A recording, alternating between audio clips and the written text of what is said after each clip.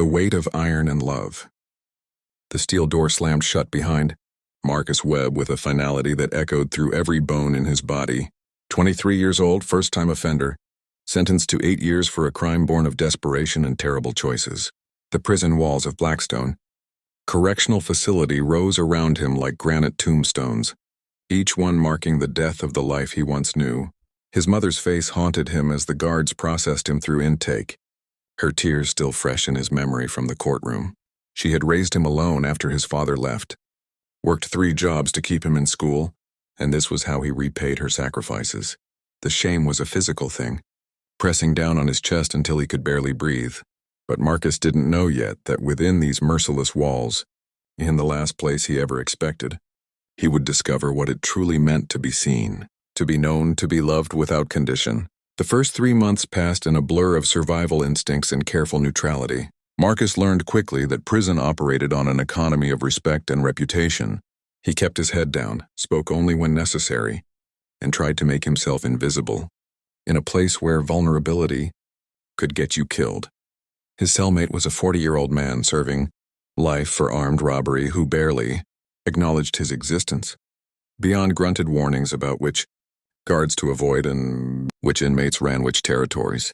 The days melted into each other, marked only by the rhythm of meals, yard time, and the endless nights when sleep felt impossible and the weight of his mistakes crushed him against the thin mattress.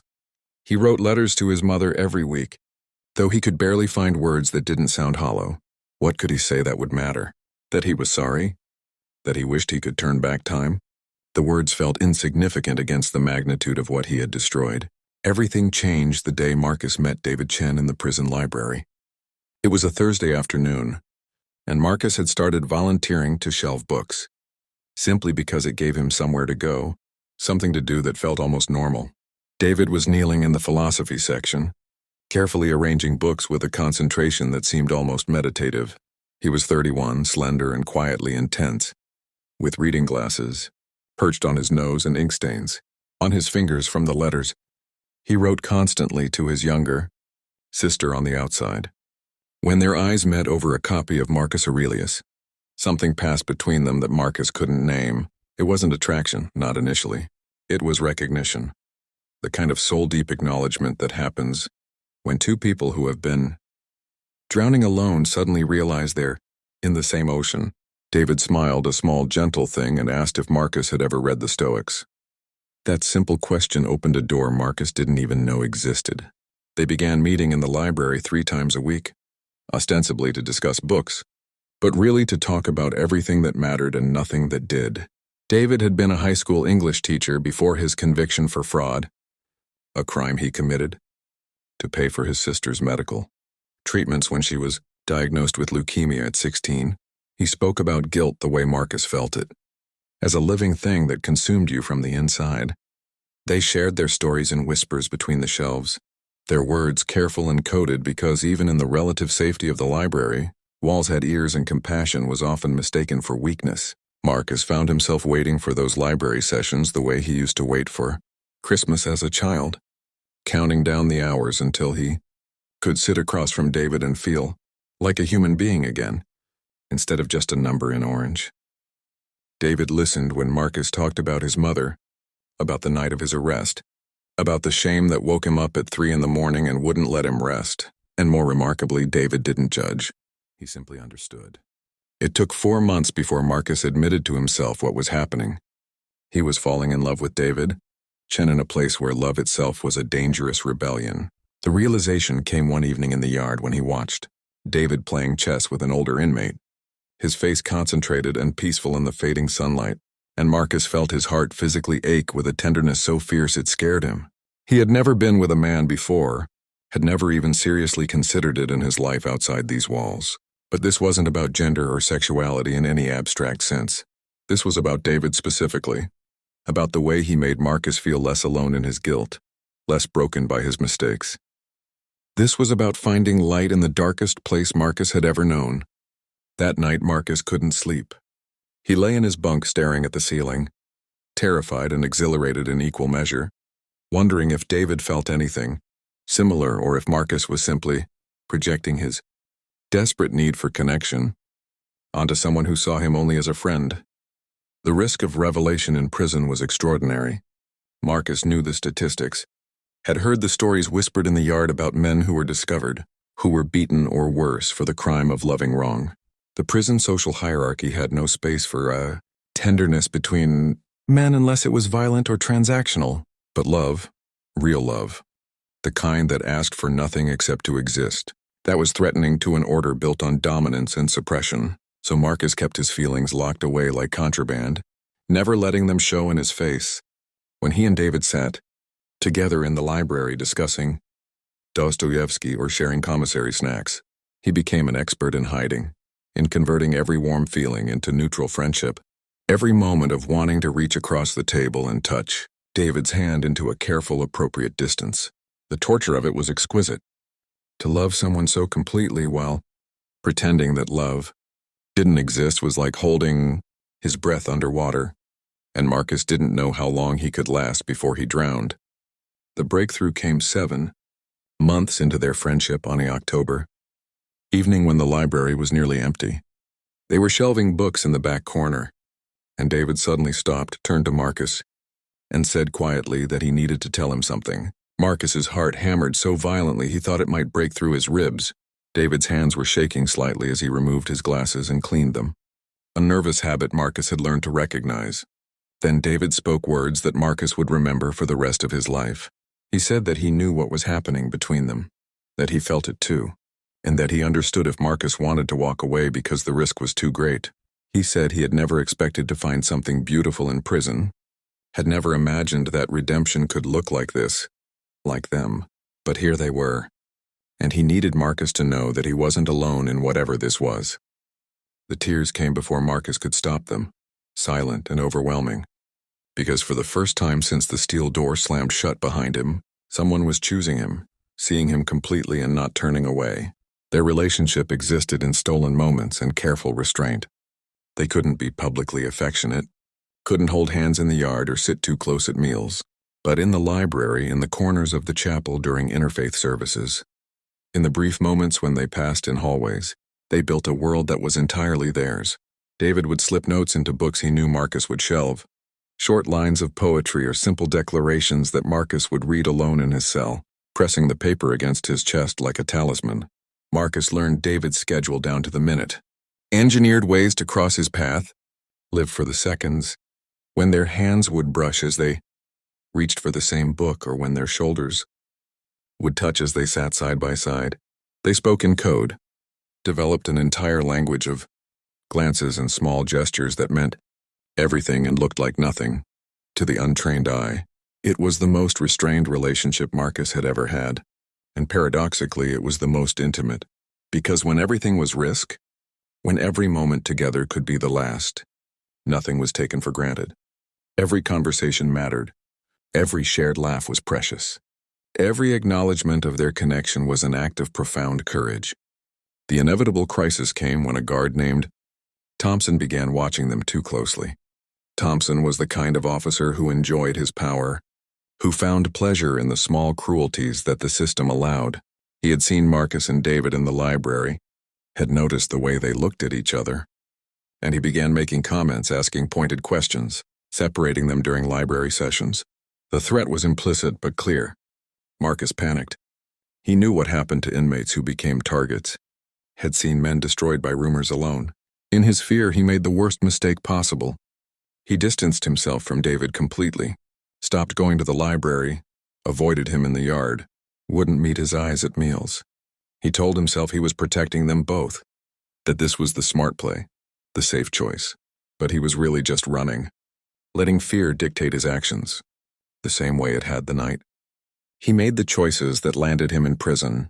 For 2 weeks, Marcus lived in a hell of his own creation, missing David with an intensity that felt like physical illness while simultaneously too afraid to reach out. He watched David from across the yard, saw the hurt in his face, and hated himself more than he had thought possible. The breaking point came when Marcus received word that his mother had suffered a stroke. She survived, but the news devastated him. He sat in his cell that night, completely alone in his grief because he had pushed away the one person Who could have helped him carry it? The regret was suffocating. He realized that fear had controlled his entire life. From the crimes that brought him here to his inability to fight for love when it finally found him. He was 24 years old and he had never once been brave about anything that actually mattered. That night, Marcus made a decision. He would rather face whatever consequences came from loving David than spend another day living in the cowardice that had defined him. Because David had shown him what it meant to be courageous in the smallest ways, to choose kindness when cruelty was easier, to believe in redemption when the world offered only punishment. If Marcus learned nothing else in prison, he would learn how to be brave enough for love. The next morning, Marcus walked into the library during David's shift. David looked up from the desk, surprise and wariness in his eyes. Marcus didn't care who was watching. He walked straight to David and said simply that he was sorry, that he had been afraid and stupid, that his mother was sick and he needed his best friend. The words best friend were code, were everything, were an acknowledgement that transcended what they could safely say aloud. David stood and for a moment they just looked at each other across the desk, and Marcus saw forgiveness in David's eyes before a single word was spoken. They couldn't embrace, couldn't touch, but David nodded and said he was there, that he would always be there, and that was enough. They started meeting in the library again, more carefully now, more aware of Thompson's scrutiny, but refusing to let fear completely dictate their lives. They learned to be smarter, to cover their tracks better, to find new corners and new moments. And gradually, Marcus began to understand that love in prison wasn't about grand gestures or public declarations. It was about persistence, about choosing each other every single day despite the cost, about building something real in a place designed to destroy humanity. 2 years into his sentence, Marcus received unexpected news. His lawyer had found grounds for an appeal based on procedural errors during his trial. There was a chance, a real possibility, that his sentence could be reduced, that he might be released years earlier than expected. The news should have filled him with joy, but instead, Marcus felt torn in a way that surprised him. Because release meant leaving David behind, meant walking away from the person who had taught him how to forgive himself, how to find meaning in punishment, how to love without selfishness. David was serving a 12-year sentence with no possibility of early release. When Marcus told him about the appeal, David's face showed a complex mixture of happiness and grief that Marcus understood perfectly because he felt it too. They sat in the library that evening, and David said something that Marcus would carry with him forever. He said that love wasn't about possession or convenience, that if Marcus got the chance to leave, he should take it without guilt or hesitation, that the greatest gift Marcus could give him was to live fully and freely in the world beyond these walls. He said that what they had shared had already saved him in ways Marcus couldn't understand, had given him hope when he had none, and that would never change regardless of distance or time. If this story has touched your heart, if you believe in the power of love to survive even in the darkest places, please take a moment to like this video and share it with someone who needs to hear this message today. Your engagement helps these stories reach people who need them most. And it reminds us all that compassion and connection can exist anywhere, even where we least expect to find them. Marcus's appeal was successful. 6 months later, he walked out of Blackstone Correctional Facility into a bright morning. That felt almost painful after years of artificial light. His mother was there waiting, thinner and older but alive and smiling through tears. The world outside was overwhelming, full of choices and possibilities that Marcus had forgotten existed. But even as he embraced his mother, even as he climbed into her car and drove away from those granite walls, his heart remained partially behind them with a man who had shown him what it meant to be truly seen. Marcus didn't know what the future held, didn't know if he and David would ever be together outside those walls, or if their love would remain a perfect, private thing that existed only in stolen moments and coded words. But he knew that he had been fundamentally changed by loving David Chen. He had learned that courage wasn't the absence of fear, but the decision to choose love despite it. He had learned that redemption wasn't about erasing your mistakes, but about becoming someone who could carry them with grace. He had learned that sometimes the most profound love stories happen in the places where told love cannot exist. Before I end this story, I want to ask you something special. In the comments below, share just one word that describes how this story made you feel. Just one word. Let's create a beautiful collection of emotions together. Marcus rebuilt his life slowly and deliberately. He got a job at a community center helping at-risk youth, using his own story as a cautionary tale and a testament to second chances. He visited his mother every Sunday, rebuilt the trust he had shattered, became the son she deserved, and every single week, without fail, he wrote David long letters full of everything happening in his life, full of gratitude and love and hope. David wrote back, his words careful but warm, sharing his own small victories and setbacks. They never spoke explicitly about what would happen when David was eventually released, but the commitment was implicit in every line, in every shared memory, in every expression of faith in each other's strength. Marcus dated occasionally, tried to move forward, but nothing felt quite right because his heart was still learning how to exist in two places at once. He learned to live with that contradiction, to hold space for a love that existed outside conventional timelines and structures. And on the nights when loneliness felt unbearable, Marcus would reread David's letters and remember that love isn't always about proximity. Sometimes love is about witnessing each other's journey toward becoming better people, about holding space for growth and transformation, about believing in redemption, not just for yourself, but for someone else with equal fierce. 7 years after Marcus's release, he stood outside Blackstone Correctional Facility again, this time on the other side of freedom. David Chen walked out into the sunlight, older and grayer, but with the same gentle intensity in his eyes that Marcus had fallen in love with over philosophy, books, and whispered conversations. They looked at each other across the parking lot, and for a moment neither moved, both suddenly uncertain after all this time and distance. Then David smiled, that same small, gentle smile from their first meeting in the library, and Marcus closed the distance between them. They embraced there in the parking lot, holding each other for the first time without walls or fear or guards watching, and Marcus felt something inside him that had been held tightly for years finally release.